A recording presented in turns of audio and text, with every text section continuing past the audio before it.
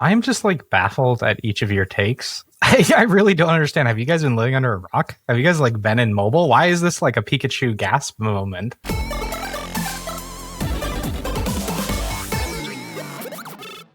Using clunky payment systems in your game? That's like fighting a boss with a wooden sword. AppCharge gives you the power-up you need.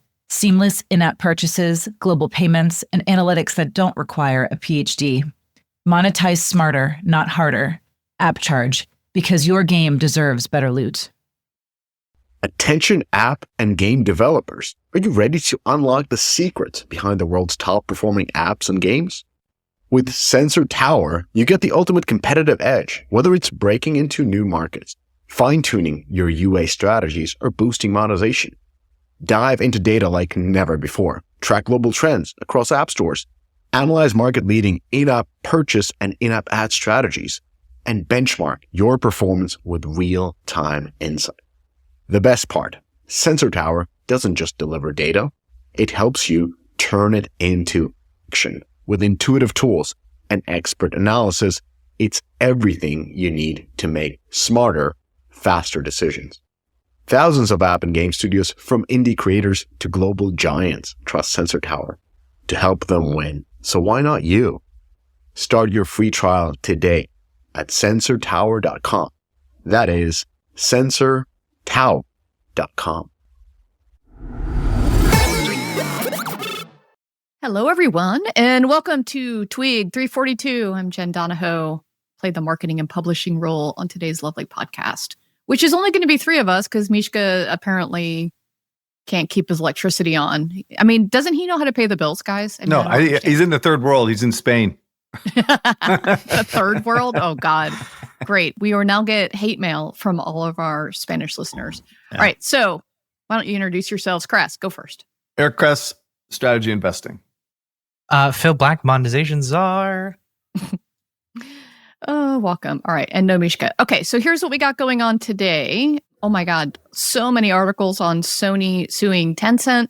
So we'll get into that a little later. A lot of M&A activity. The Convoy report will help us go through the latest. Phil is going to stack rank all of Scopley's games, and we're going to talk about Monopoly Go's royalty reporting that came out from Hasbro. I plead the case for marketing to help at the very beginning of a go-to-market for startups. Here's looking at you, Holdouts from Ruckus. I have some feedback. And apparently now we're going to do other people's corrections. Phil, this is aimed at you. Mishka had a big one, but I was like, okay, apparently I thought that was just what we do on the podcast, is basically correct other people. But okay, we're going to do it in corrections. But first, I was trying to check and see if we were going to cover the Nintendo Direct, which is going to actually, it's coming out July 31st, which is tomorrow for us. We record on the 30th. It's the first of its name for Switch 2. And I say that because my wife and I are rewatching Game of Thrones. And so everything is like, you know, fancy, first of his name, all of that type of shit. So, best-selling console of all time, apparently. I mean, like, no shit though, really. Day and date. You know, no one cares though. Same old story. Same old story. Are we shocked by this? No. I wouldn't say no one cares. I think the stock. Nintendo shareholders do. Yeah, well, everyone. I mean, you have to understand, like, all the video game names are almost at all-time highs right now on the publicly traded side, partly because of the anticipation of things like GTA, but also the success of the Switch and the engagement on IP and games, besides Ubisoft, of course. All the Japanese companies are doing well. All the Western companies are too. You really think that's riding on the wave of the Switch? What I'm suggesting is it's the battle of the big. The stock market's also at all-time highs, so that helps as well. But the companies are performing well. EA just reported, and Take-Two reported. And so anyway, we are looking. Maybe we should talk about it today, later in the news section. Okay. All right. Let me do a couple of shills. Mishka's been doing a lot of podcasts. So first is an article out in the newsletter, How to Make Celebrity Endorsements Actually Work for Your Game. This is from Marian Benioff, who is a data-driven influencer marketing consultant. I actually did a podcast with her a few months ago. It was called Beyond User Acquisition, How to Win with Influencer Marketing. Highly recommend it. She is a baller, so learned a lot from her. Another podcast, What Happened to Coin Master After Monopoly Go and What Happens Next. Oh, it's an article. Oh, There's an sorry. article. Yeah, my bad. But Sam is new from Sensor Tower. He's doing like weekly updates and putting it in our Deconstructor Fun Slack channel, which I've been enjoying that. So that has been a useful tip from our friends at Sensor Tower. And then, did you listen to Mishka's podcast with all the UA people? Yeah. Oh, I know. Actually, dude, did they call me out on that? I could. I think he kind of did, but I thought it was an incorrect call out, to be fair to you. I thought actually they were all very brilliant in their own ways. And I thought it was actually really good in education. However, I still don't know whether Unity has a shot right now, right? Because it seems to be coming down to the fact, can they mine the data from their customers in order to build a better product? That's what it all comes down to. One, I think, person on the podcast believes that they will.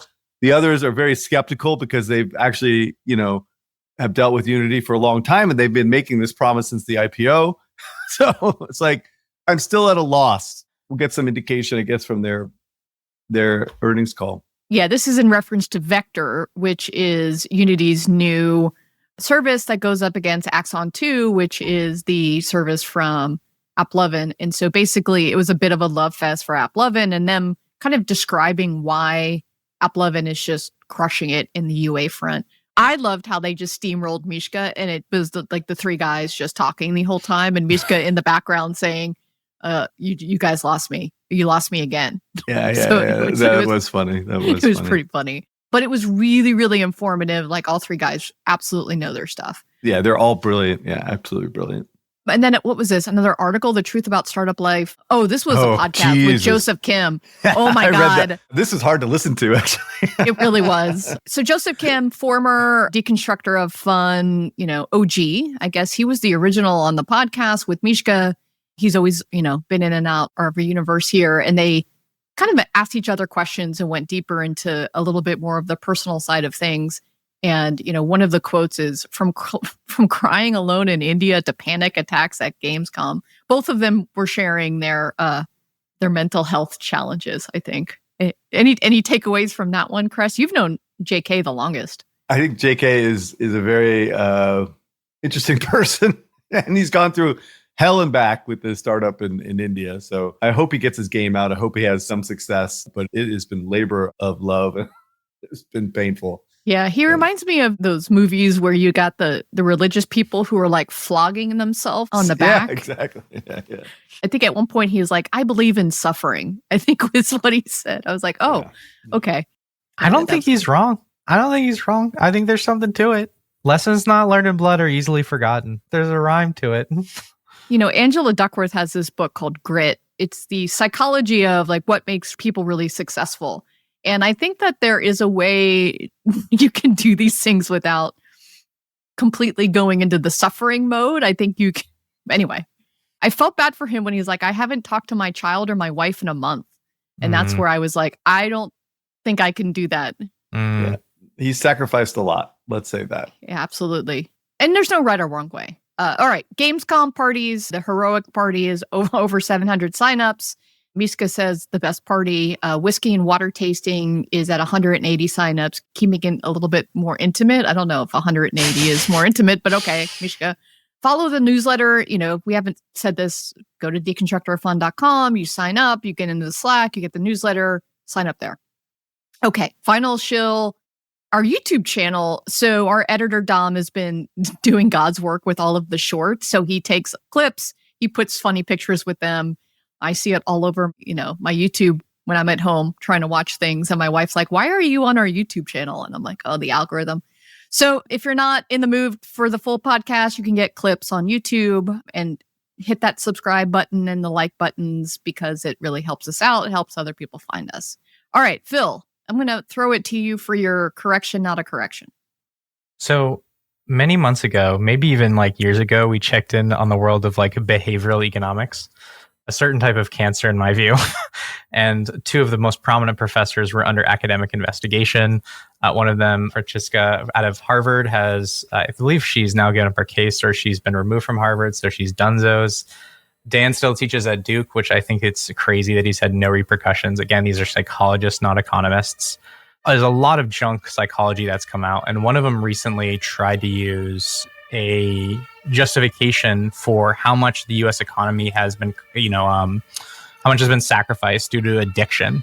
And so the way they argue for this is that they say that, oh my God, we're going to look at these free-to-play currency packages, and we're going to estimate based on how much people consumed whether or not they could have bought a better free-to-play package. Because as you know, free-to-play packages sometimes will give you quantity discounts as you purchase more. And so they're basically using this like ex-ante analysis to say like, oh, you could have saved money if you had bought a much higher SKU. Now, obviously, we know this is a really, really silly way to or derive this analysis. Like there's a variety of reasons people don't buy $100 SKUs, even ex ante. Like they might have uncertainty about their future preferences, but there's like a very important paper here. And I think it's an important point here that comes from an economics paper. And I think gaming PMs in particular need to know. And it's from this Glenn Howard paper in 1992 called Theory and Misbehavior in First Price Auctions. Now it's a part of like this really nerdy economics debate, but what he shows in this paper is that when you're running experiments, you really need to bend the payoff curve. And so, for instance, in this experiment where they were trying to look at optimal spend, there was a very small penalty to buying the right SKU. So, but that quantity discount you got by spending larger amounts of money only resulted in very little in terms of the nominal savings. Like you only save something like $5 by making the perfect decisions about knowing your future consumption patterns. And so it's really, really important to bend that payoff curve. And so if you're a PM thinking about experiments, you can't just do things that are only 1% different.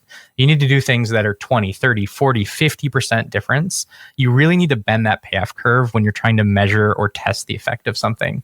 And we've known this in economics for a really long time. So again, this is one of the reasons like changing the color of buttons is not bending the payoff curve any degree. You need to go much deeper and try to cover much bigger surface area. Dude, will you stop with this microeconomics crap, dude? You're going to give me stress dreams. This is like college again. How is this? How is this stress streams? This is what we do, Eric. Different points in the No, I'm not saying that. No. That's not what I'm he said. saying that if you're going to run that test, though, you want to bend the payoff curve. I mean, exactly to this point, though, was that King Levitt paper, Mr. Freakonomics, Steve Levitt, where they ran on discounting Candy Crush packages as much as 80%. Which is dear PMs, changing give that quantity bigger discount. discounts at different points in the No, I'm not saying that. No. That's not what I'm he said. saying that if you're going to run that test, though, you want to bend the payoff curve. I mean, exactly to this point, though, was that King Levitt paper, Mr. Freakonomics, Steve Levitt, where they ran on discounting Candy Crush packages as much as 80%, changing that quantity discount. But see, that was testing over a very wide range.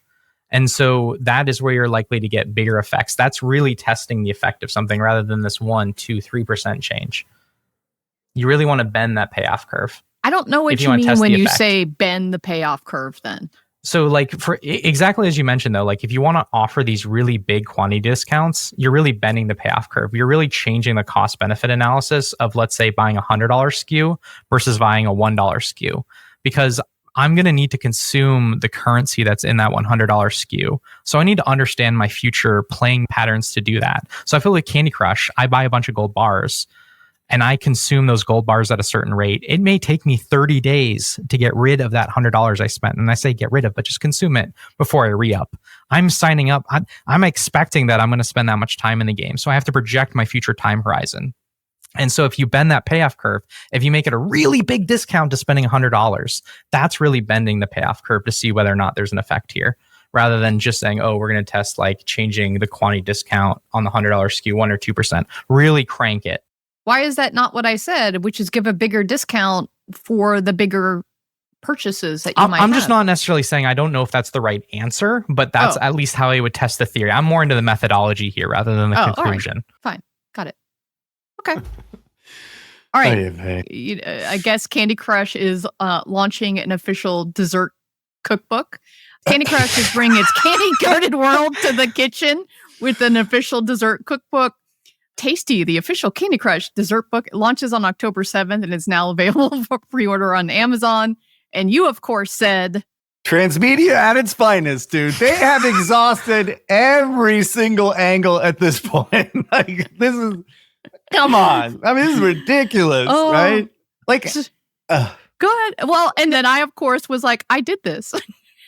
So back in my Farmville days in 2014, I did a Farmville digital cookbook We got Kate Hudson. We got, who is this other famous, Mark Murphy. And we actually got recipes from the community. So we went around. Kate Hudson? Kate Hudson. Oh, I really want to know. What was behind the Kate Hudson decision? What was she coming off of in her career? Was this like... I know Kate's, she's like a mobile gamer type, like, phenom, right? I've seen her on other Machine mobile Zone ads. Yeah. By the way, have you heard they're trying to bring back Sydney Sweeney for some of those mobile Game of War ads? Have you seen that? Really? That would be good gaming lore. All right, sorry, continue. So the Kate Hudson was, we're doing the demographic, psychographic of our audience. She is the celebrity that the audience most liked. And number 2, she was launching a wine brand. And number 3 is she's a chef. And so we reached out to her for a very, very, very small amount of money. Like, not at all what we talk about with the other folks. So we actually did a cartoon version of her. We put her in the game. We put her wine in the game. And then we got her to give us a recipe for the cookbook. And so for almost no money, we made this cookbook. Like, it was literally like peanuts. And it took us like 1 week of an engineer to make an SDK that we put up online in the cooking section in the app stores. And so the idea was that we were going to growth hack and we were going to have links to the game if you went and you downloaded the cookbook and vice versa. And so we actually did a couple 100,000 downloads. I'm kind of fuzzy on all of the exact installs that we did, but it was just at the time when, we were trying to figure out how to growth hack a game that had been out for over 5 years. And we were just playing around with something kind of fun. It was great for the community. I think we actually did a real version of this for some of the fans. I love how you guys abused each other. Like you put Kate Hudson in the game, and in return, she put her own wine brand. Yes, well, I paid her a little bit of money. Yeah.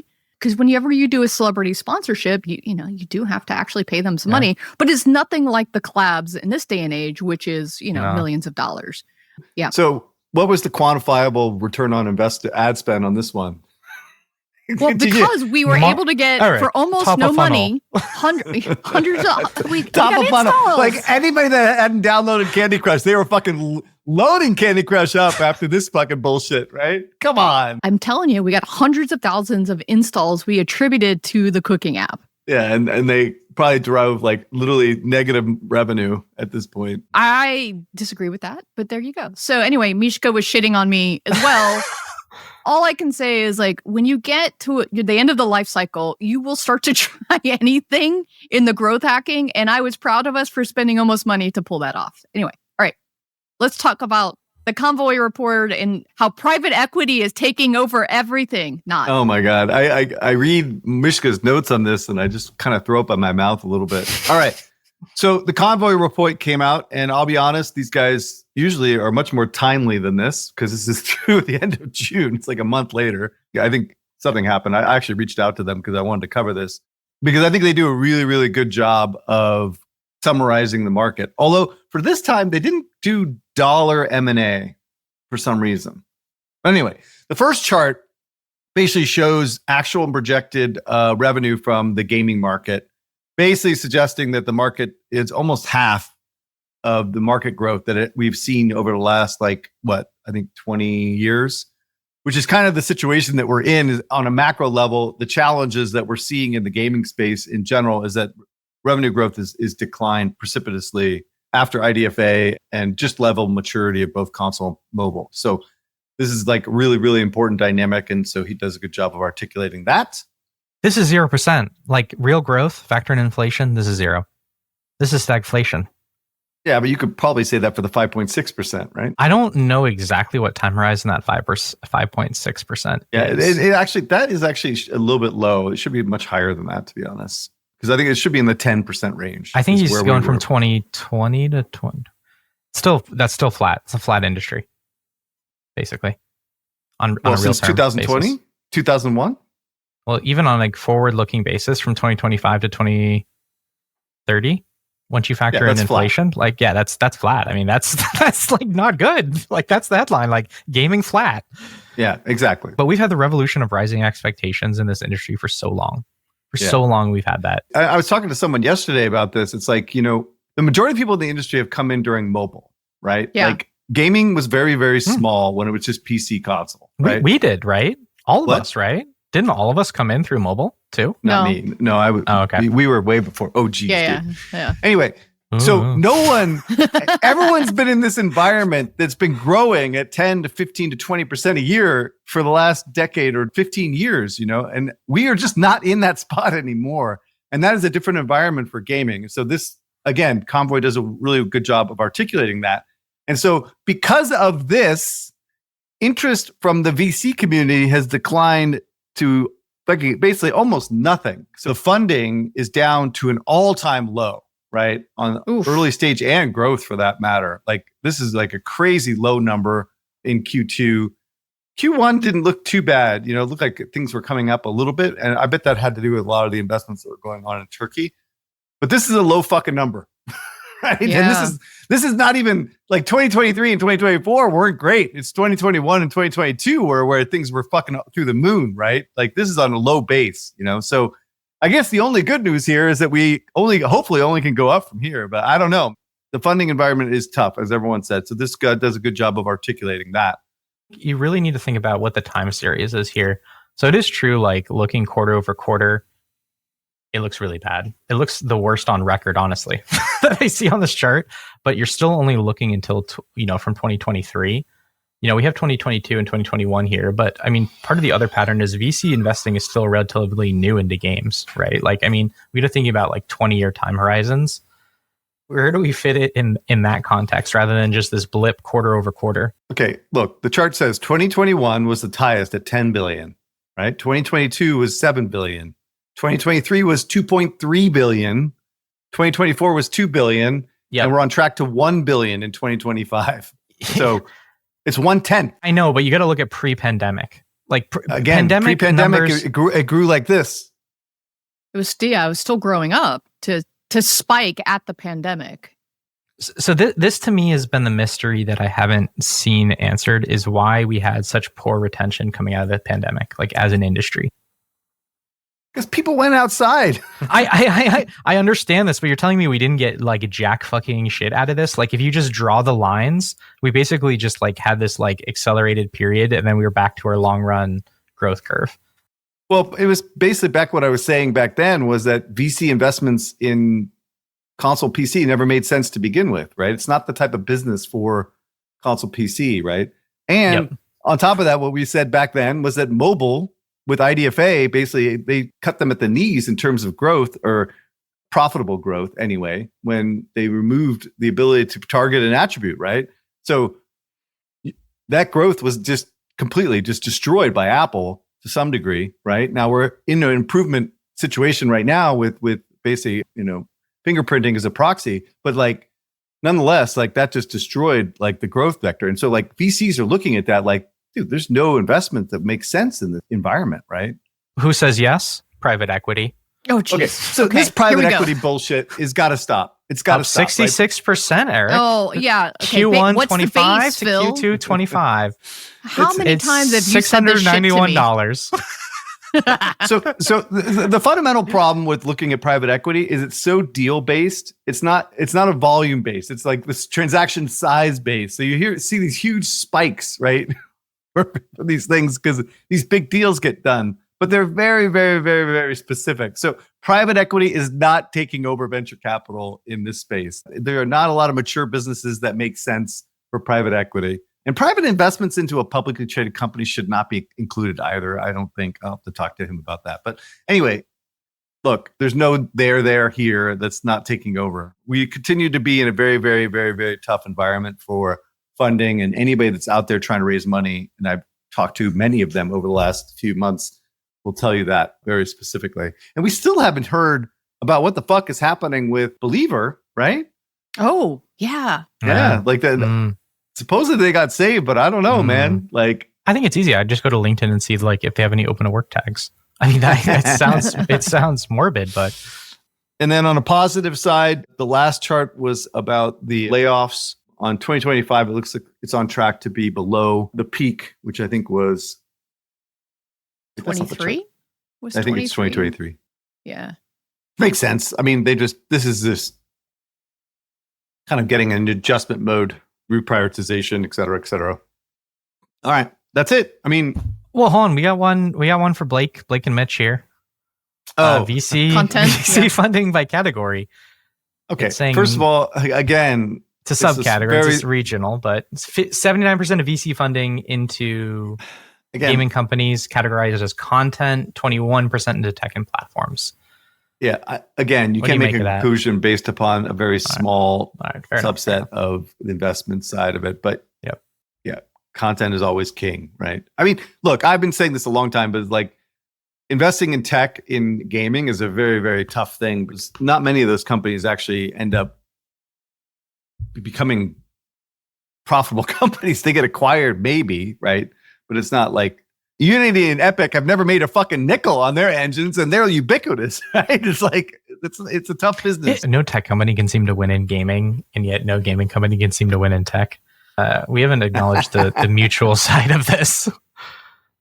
I wonder what does ad tech fit into this at all? Because that's the one I think that can jump the shark, so to speak. Well, actually, jump whatever Yeah, the but positive of that is. No. But see, all the non-game people are capturing all the value of that, right? Like Meta owns us. Like they're like vampires, but also good vampires. They pump blood and life. But yeah, it's weird. Like We got nothing. AppLovin, right? Like AppLovin. Remember, we've talked about how they're just running away with it, and their stock price is up, the valuation. Yeah, is but again, that's not gaming tech. That's correct. ad tech. Correct. Right. That's why I was wondering if they count that kind of tech in this tech, or if this is more No. like, No. AI, blah blah, and then AI, blah blah blah. yeah, stuff like that. Engines, like whatever. Cool. All right. All right. Anything moving else on. that one? All right. So you want to do Sony and Bandai? Yeah, this is a quick one. So Sony Group Corporation, again, this is not Sony Entertainment necessarily. This is the entire company. So that's actually an important thing to understand. They've acquired a 2.5 stake in Bandai Namco for about $500 million. And so basically what this does is cement the relationship with Bandai Namco for access to their IP, but it also includes movies and television and toys and hobbies and et cetera, right? So it's basically creating more of a strategic relationship between the two companies. And just so you know, they have Dragon Ball, Mobile Suit Gundam, Tekken, and One Piece is like kind of their big IPs. And so the context here is that basically this is how Sony is kind of outmaneuvering Microsoft, right? Because of Microsoft's strategy, they're kind of stuck where they can't do these type of deals because they're trying to build their own shit, right? Rather than establishing relationships with other companies and establishing an IP pipeline for not only their gaming, but for other parts of their business, right? So Microsoft or Xbox could be competing for the same type of deals or to further their portfolio strategy, media strategy, but they can't because they're stuck within Microsoft. This is just one of those type of examples. That's why I thought of it when I looked at it, right? Now, of course, there's a Japanese angle here. So like, it's likely kind of a Japanese company probably prohibits like Western companies from doing this particular deal. Yeah. But then again, what it does is secures most favored nation status for Sony and indefinitely, basically, for all of their IP, which is a really good thing for Sony, both from a company perspective as well as from a gaming perspective, if that makes sense. If anyone can solve Gundam, hopefully it'll be Sony. This should be a flagship property, and the fact that there's not a flagship mobile squad RPG for Gundam or one on PC console is an embarrassment. Like Bandai Namco is still making money on this franchise from arcades. Yes, arcades and like these weird Dynasty Warriors games. There was a hero shooter they did, a first-person hero shooter.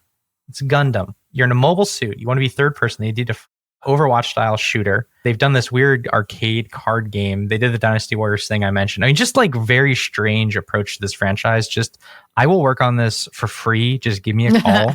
I will absolutely do it. But this franchise could be much bigger. Like we talk about transmedia all the time. Are you kidding me? It's giant robots. We were just talking about Mecha Break a couple weeks ago that unfortunately has faded. Its progression systems were non-existent. They like gutted all the monetization. I really wanted to cover it, but there's just nothing there in terms of customization. But man, this should be a layup, and it's just disappointing it's not. And I hope Sony can do something with this. I worked a lot with Bandai back in the day. They owned Power Rangers when I worked on Power Rangers for 5 years. And obviously I know Gundam and Dragon Ball. The challenge with these is even though anime has its popularity in the US a little bit, they don't break through into the mass numbers, which is why you've, in a sense, never seen it be successful. Just like for the co-productions that, Wild Rift has where, you have a team in the US and the team in China, or Blizzard does Diablo Immortal, where there's some, kind of East and West collaboration, it's too Japanese. And unless you get a little bit more Western help on that, you're just not gonna. I think Netflix and One Piece, right? I think there's something there. You have to try to unlock something with that. Yeah, no, I think One Piece for sure. I mean, we talked about this before that on Roblox, like Block Fruits, one of the biggest games, is a ripoff of One Piece and finding a huge amount of success. Like anime is really, starting to find its way, especially. Are you trying to share with the class? Hold on. Are you suggesting that anime is not mainstream in America? Is that what you're suggesting, Miss Jen Donahoe? I mean, those are fighting words. No, I'm suggesting some of it, like Gundam, it has not been able to bridge the gap. I am suggesting that, yes, One Piece has been able to. And when I look at, what collaboration should different kinds of brands do, some of the top IP that comes up are anime in terms of like what collaboration can lead into the best things. All right. What I'm saying is to truly launch a brand without a collaboration itself, you need a little bit more Western impact to help those brands. That's why Gundam hasn't worked. Okay. At the risk of getting my ass kicked by Miss Alex. Alex Takei. Yes. Miss Alex Takei, who I love dearly. I went to a anime convention last weekend with my children. Oh, why are you bearing the headlines? I totally forgot about it. Oh, start the episode of your cosplay. Oh my God, dude. If you think Comic-Con is bad, an anime convention is 10 times worse, right? Like these are the biggest shut-in nerds I've ever seen in my goddamn life. It was crazy. And it's such obscure shit that they are dealing with, right? So I was blown away. And not to mention, I felt like a fucking creep, right? Because I am like literally 30 years older than the average person in that room. And I'm walking around and I want to take pictures of this bullshit, but then I thought I'd get fucking arrested. Anyway, so I do think that if you are going to create anime to be mainstream, it has to have transmedia in it, right? So here's where transmedia makes sense, right? In order to bring this to the masses in the US, yes, make One Piece thing was on Netflix, make it, relevant, right? But at the end of the day, this is like super dorky, nerdy stuff. And it's very, very young. And so maybe these kids grow up and they want to like interface with these worlds and these characters. But I think these are the type of things that people grow out of, not grow into. You know what I mean? So, and maybe that's because I'm old, right? Maybe. I don't fucking know, dude. But I was walking around this place, just my jaw to the floor about like how dorky this shit is. You're showing your own point is incorrect, right? Because this didn't exist 10 or 15 years ago, these conventions. I mean, this has been growing. I mean, look at the number of ramen shops that existed where you are right now in Orange County, Eric. Right now. I'm not versus, Orange County, first of all. Where are you? What the fuck does ramen shops have to do with anime, dude? So I'm thinking there's been a broader move towards like Japanese culture that I think is reflected in that notion. You see it everywhere. It's everywhere, Eric. Dude, I live in San Francisco, dude. Japanese, we've had Japantown for like 100 years. I can tell you here in Stockholm, that's certainly been the case. Well, that's my point is when I look at brands that are looking to do collaborations, when you start to see anime as some of the top brands to do a collaboration with, that is new news, and that is showing the power of anime growing. However, you aren't seeing the power of those IPs growing for individual game launches. And so that's the difference, is they can't maintain their own products, but they are highly sought after by the audiences for like brand collaborations and things like that. You've seen it in Overwatch. You've seen it in Fortnite. You've seen it in Roblox. These brands are starting to get more, in a sense, attention because of the internet, because of the conventions. Netflix. And Netflix. I think your broad point is very astute, though, Jen, is like none of these have really broken through on a mainstream level. Like this is not Disney level IP yet. I think it's primed for that. I think there should be someone who's ready to deliver this. I think someone can deliver these Japanese IPs to the level of Disney for sure. I think that is 100% doable. Hero Academy, right? Another one of them that's like... Yeah. It's not going to be mainstream. Correct. They need to westernize. Yes, this is what I just said. Right, but that's but that is a completely different argument than people suggesting that the anime as it is in Japan is making huge tractions in the West. Tough. It's not. It has to be modified for the Western markets to be successful. That is my entire It's not even fucking anime anymore, is what I'm saying. Like you go to these fucking conventions and these people are looking at things that have no resemblance to Western type content at all. Nutty. Anyway, All right. Okay. So Yep. Alex, we've I love circled you. her. Yes. There's nothing to be, she should be offended about our conversation. Because I think her point was back when we talked about this a long time ago, is it's not all exploitative. There are various kinds that reflect various kinds of social and economic and different, type of taste. And all of them are finding a different place coming over, but none of them are as mainstream as we would love them to be yet. Game devs. Here at Heroic Labs, we know that great gameplay is what players love, but integrating metagame features like challenges, progression, and rewards is crucial for retention and monetization. But coding them is a tedious and time-consuming process. That's why top studios have turned to Hero from Heroic Labs. Hero provides a complete suite of battle-tested metagame features that are quick to implement, letting you spend more time on the core gameplay experience. Ready to ship fully featured engaging games? Check out Hero today at heroiclabs.com. In today's hyper-competitive digital landscape, understanding your app's journey from discovery to download isn't just insightful, it's the difference between scaling and stagnating. Enter AppsFlyer, the undisputed leader in mobile attribution and marketing analytics. They've mastered the science of making every ad dollar work harder by revealing exactly where your players come from and how they interact with your app. Their platform transforms mountains of complex data into clear, actionable intelligence that separates winning campaigns from budget-draining experiments. And I know that many of the top game companies leverage AppsFlyer and are a key partner in their success. AppsFlyer, where your app's potential meets performance. Hey, are you building a game, launching an app, or considering an acquisition? Well, in that case, Deconstructor Fund Consulting is here to help you out. We do everything from market research to go-to-market strategies to live ops optimization and due diligence. We're trusted by some of the most beloved game development companies, makers of tools and tech, as well as some of the most renowned investors. Now, if you are building, launching, or buying, don't do it alone. Do it with us. Connect by emailing to consulting@deconstructorofun.com. Crafton on the prowl. We ain't done yet. Okay, so Crafton acquired 100% of the US-based company 11th Hour Games for $96 million. I think the only thing that makes this interesting is that they're on this, the Subnautica fiasco is still hot news, and they're still acquiring studios. So Crafton is still getting really aggressive out there on collecting studios. They made this game called Last Epoch, which came out in 2024. I don't think it did particularly well, but it did reasonably well. This feels almost like an acqui-hire with a little bit of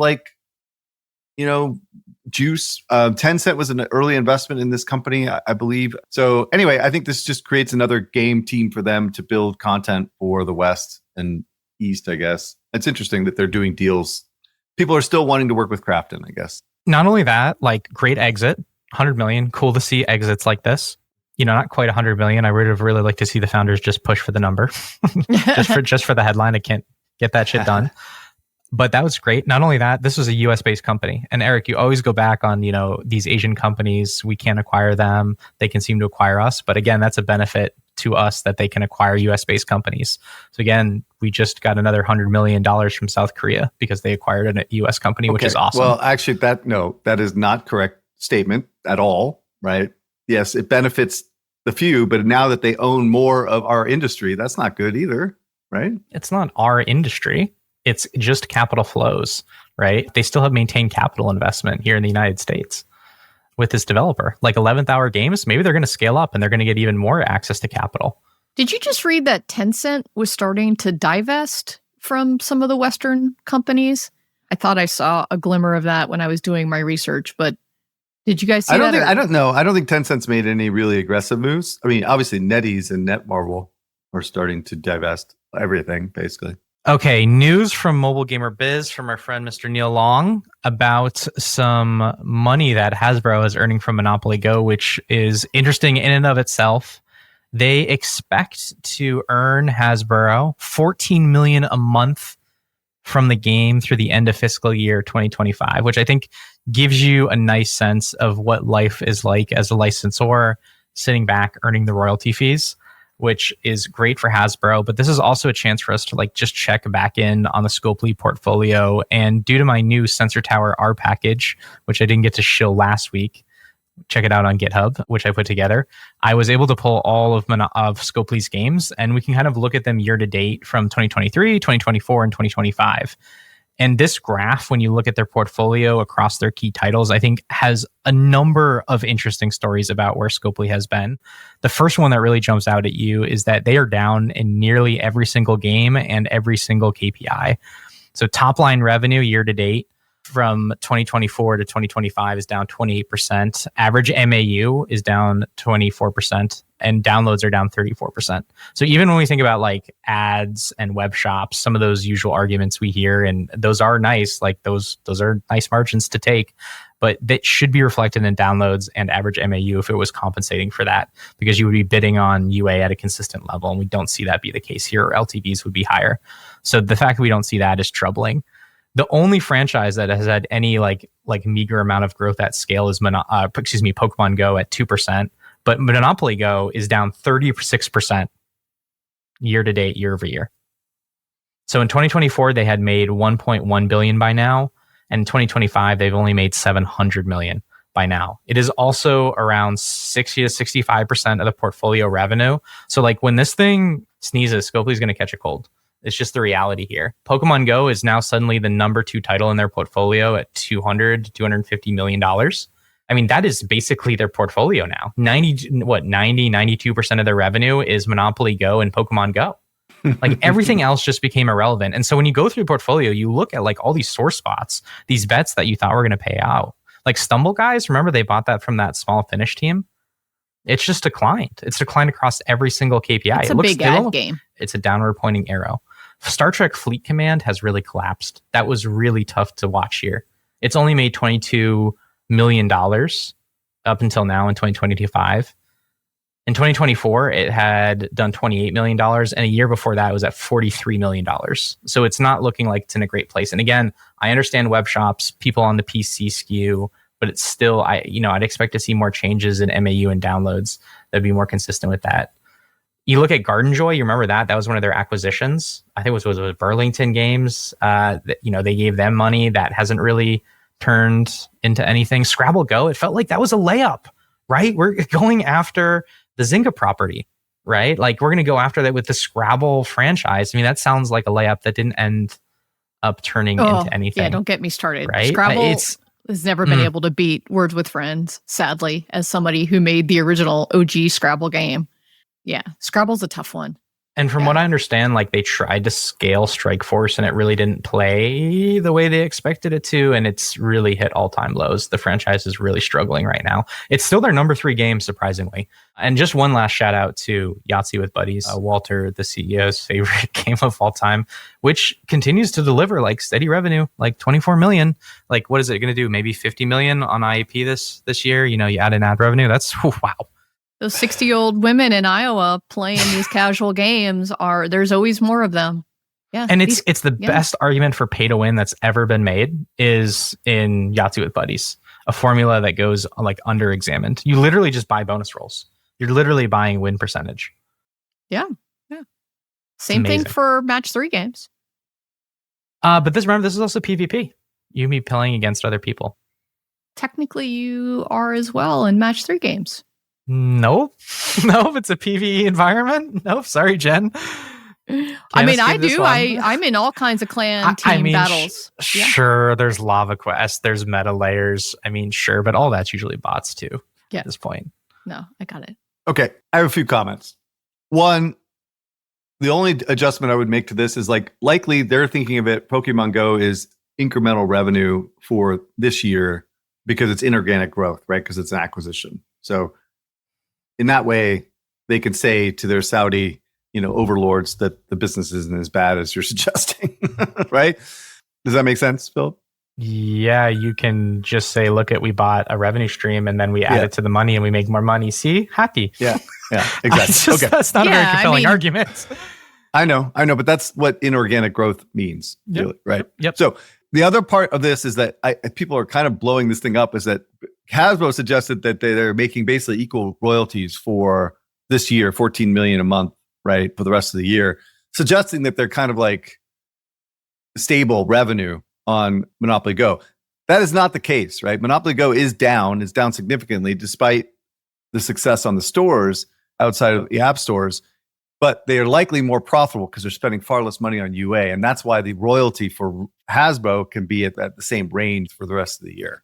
I just want to be clear on this point. And despite all that money they're blowing on TV ads for no fucking reason, they're still more profitable because the UA spend was so insane for this game, like 500 billion. Like, I don't know. I wonder what the number is for the full year of launch. I mean, it must have been insane. I think it was 500 for the first year and probably more than 500 for the next. I don't know.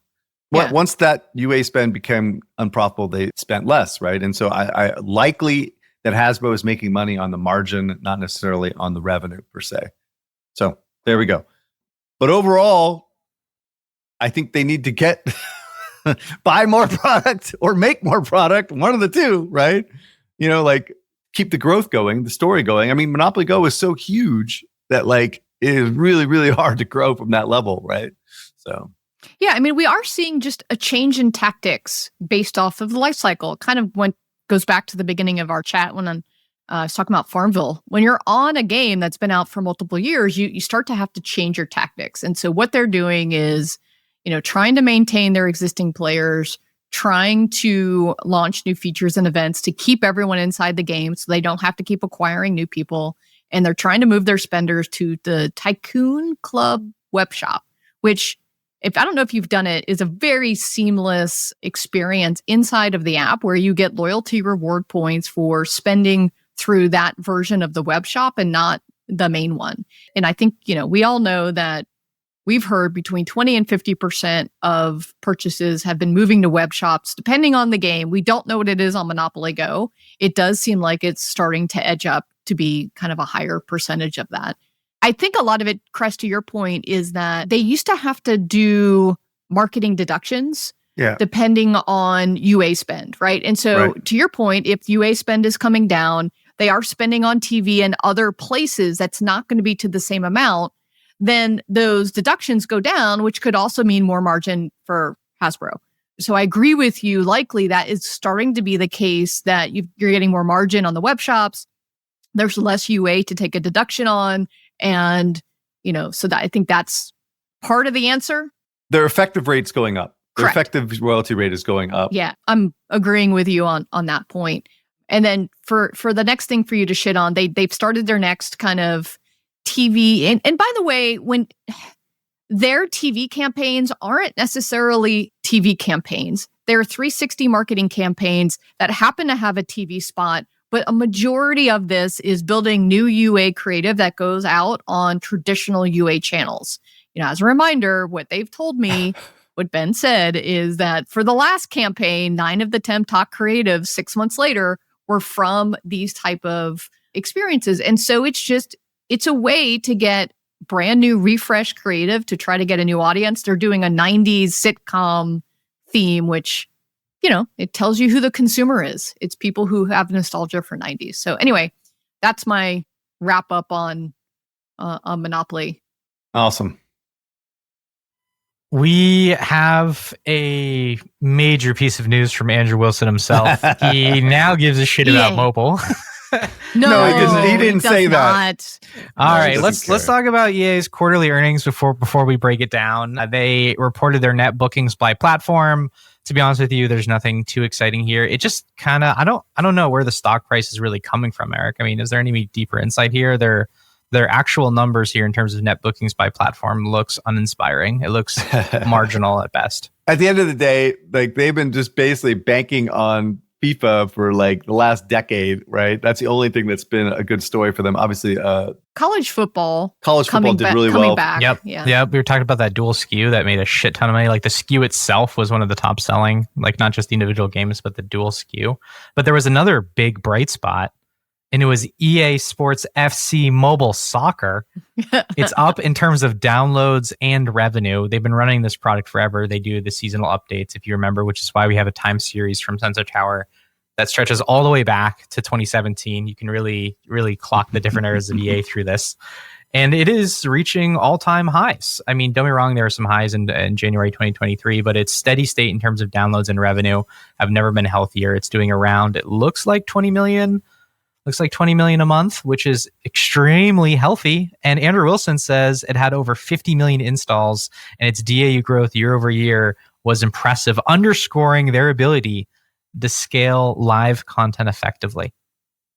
I mean, I fucking hate the spin. I just fucking hate the spin on this bullshit, right? They've been fucking this game up for the last like decade. Like, how can you fuck this up as much as they fucked it up in Vancouver, right? They've like tried to maintain control of Vancouver and Redwood Shores, and it didn't fucking work because they don't understand the mentality of mobile gaming at all, right? And so they basically export this shit out to the Chinese group, and they're the ones that are fucking crushing it, you know? So let me just say, the team in China knows what the fuck they're doing, right? The team in Redwood Shores put all the people that are actually working on this FIFA game in China, and they're the ones that have basically effectively monetized this thing that should have been monetized a decade ago, right? Oh, you mean the FC Sports game? The increases we're seeing. Yes. Oh, it's okay, because the other game here that I want to talk about was FC Sports Empire, which is another game. This is more like it. Right? Yes. So this is one that's out of China. And I mean, the thing that's frustrated me is they've had this FUT like RPG system, FIFA Ultimate, this Ultimate Team system,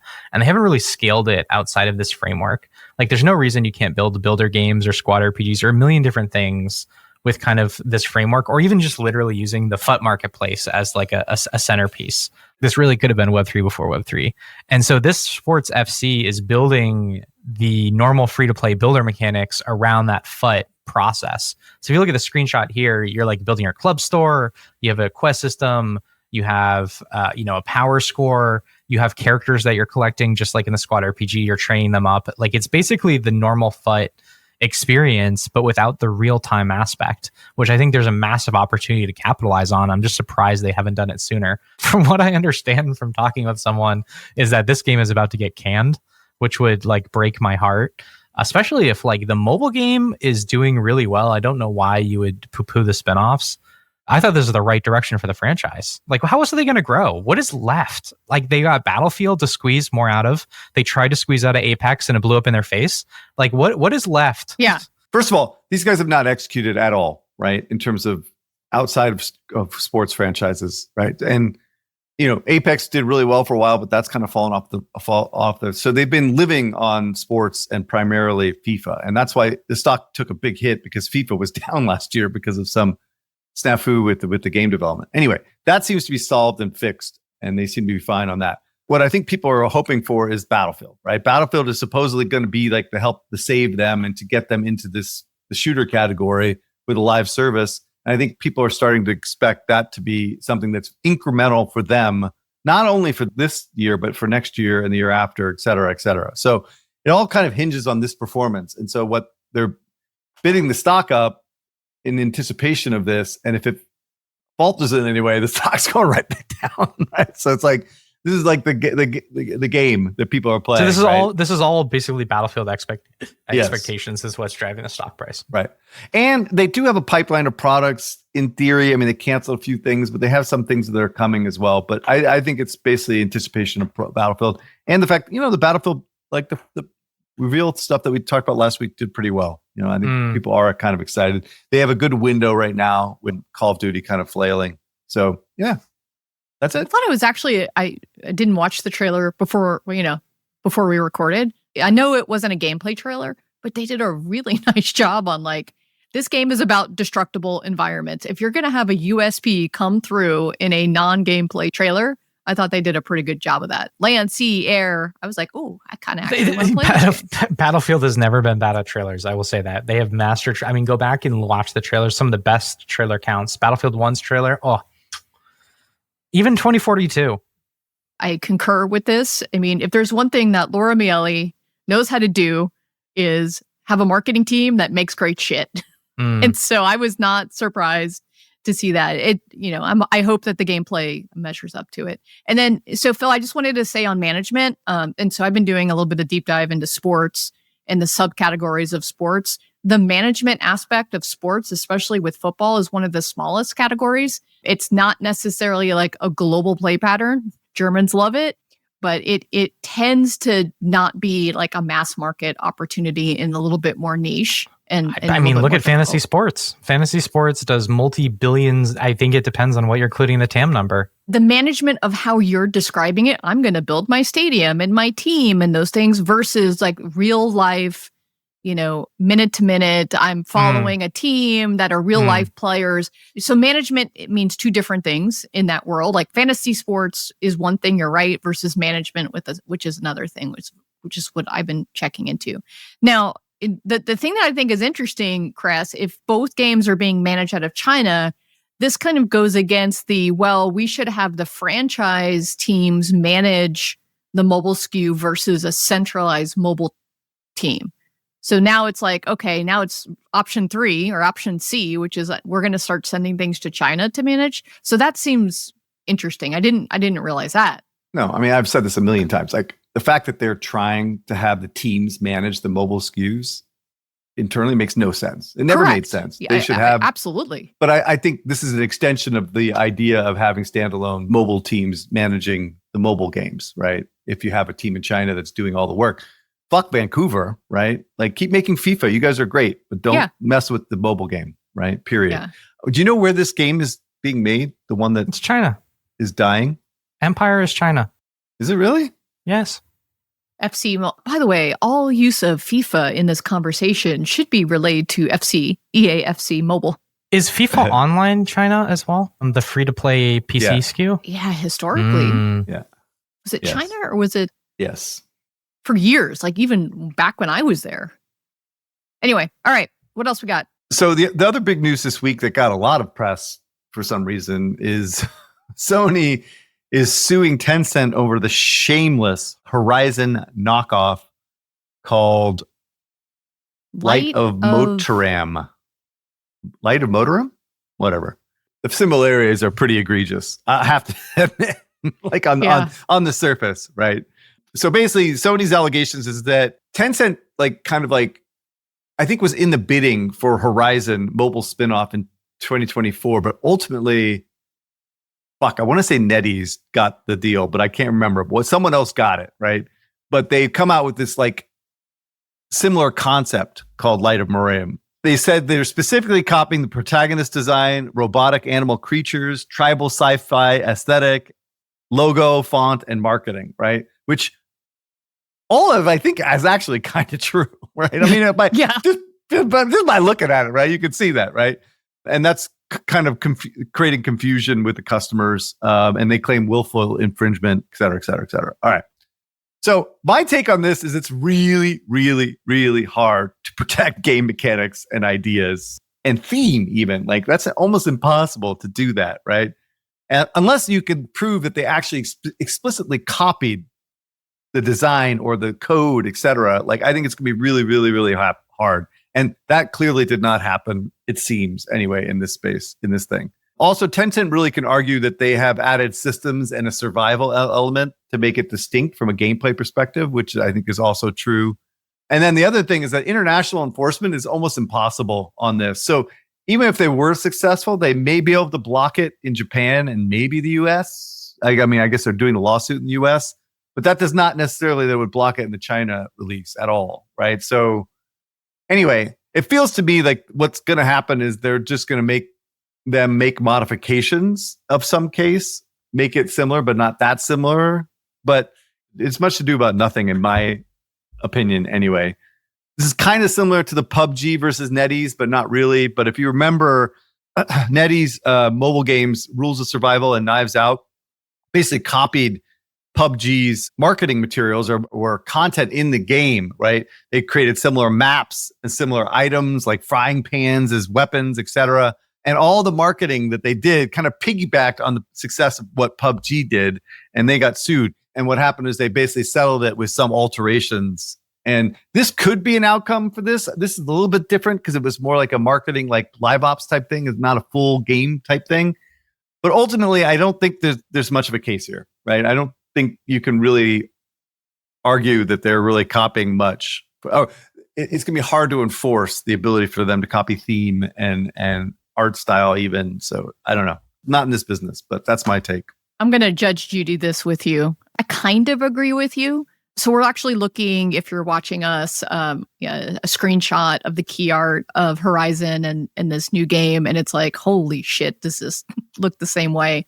So we also touched on this last week when we talked about Monopoly Go and the new Coin Master board inspiration, right? So there's inspiration and then there's like copying. And this is a bad look when almost everything is identical, especially in the key art. When you read some of these articles too, like the list of what is the same is pretty egregious. And a lot of the Sony has submitted like, I don't know, 5 or 6 of the websites out there that are like, this is almost the same thing. And there's consumer confusion. So here's kind of, what they're looking at on the copyright standpoint. Can Sony show substantial similarity between the protectable elements? So this is like the screenshots. So copyright was more protectable elements. Trademark is using things like fonts, logos, titles to suggest affiliation.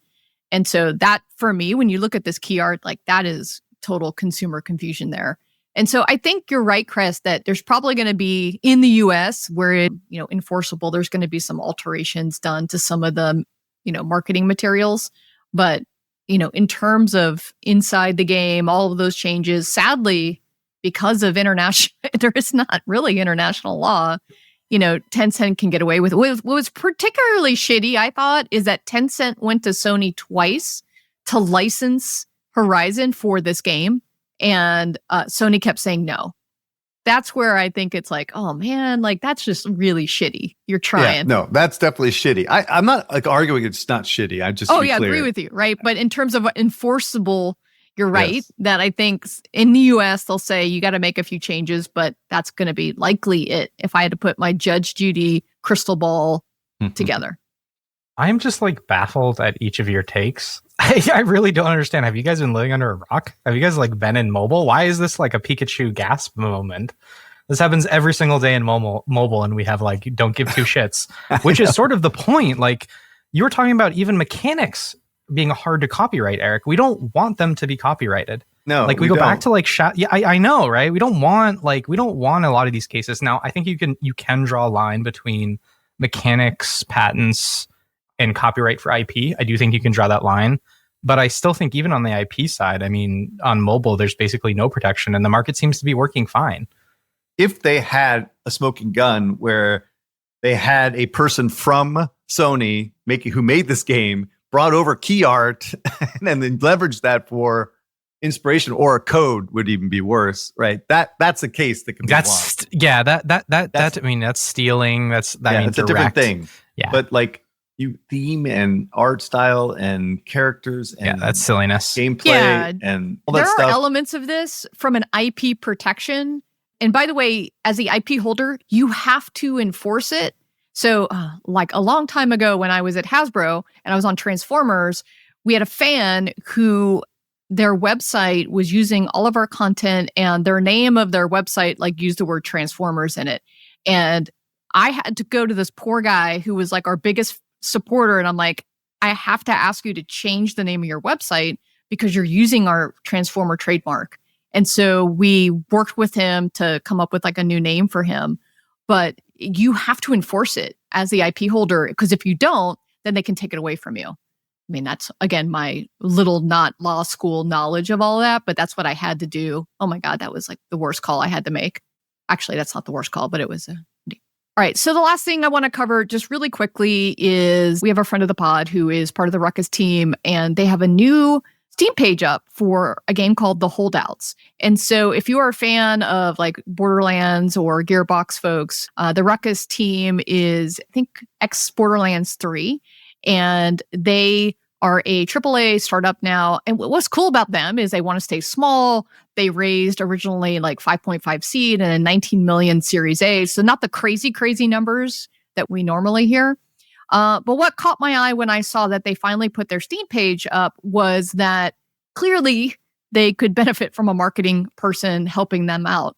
And I wish Adam was also here to help me reinforce that when you put anything up, anything public, this needs to be part of a very thoughtful go-to-market process, because you cannot unring the bell when you start to put things up. So when you do a Steam store, I don't know how you can go out without a trailer with 5 screenshots that all look the same, with copy that sounds like it's from Gen X. They use the word rad in the copy to describe the game. And while, Chris, you and I might think that's rad, no Gen Z or Gen Alpha has ever in their life used the word rad unless it's to make fun of their Gen X parent. My little plea, also because I went on X and I saw that they had this snippet of gameplay that actually looked really cool. The art style came out. The whole idea of the game is that you can merge weapons together. Like I think they'd take a traffic cone, a trash can, and turn it into some like bizarre, funny kind of weapon. I'm like, oh, why didn't you use that inside of the Steam page store? So my plea is if you're a startup, please consult with a marketing expert on your go-to-marketing strategy. I know your boys are going to shit all over this, but it does matter to have somebody that knows how to do these types of things, help you do it right, because you cannot claw back from bad press and bad assets to get through. So there you go. That's my plea to them. I am in the beta on this one, so I'll be playing and checking it out. My son as well. So yeah, so I guess this is a plea since we like these guys and we are cheering them on. They have a play test that is go play it. The trailer, it's not really a trailer. It was just like a snippet on social media. Looked really kind of fun and interesting and different, right? Like if you remember, I don't know, some of these like Splatoon or some of these other more, humor-based moments.